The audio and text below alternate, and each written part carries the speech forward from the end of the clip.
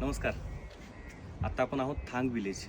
हे भारतातलं शेवटचं विलेज आहे जिथून पुढे पाकिस्तान चालू होतं आणि आता आपण उभे आहोत भारतातल्या शेवटच्या विलेजमध्ये.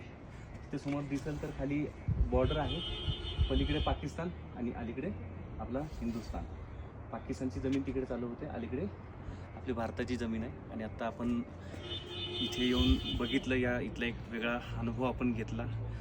1971च्या आधी हे विलेज पाकिस्तानमध्ये होतं, पण नंतर युद्धानंतर हे विलेज आपल्या भारतामध्ये विलीन करण्यात आलं आणि इथे बॉर्डर टाकलेली आहे खाली. या बॉर्डरच्या अलीकडे आपला भारत आहे. तर खूप अभिमान वाटतोय.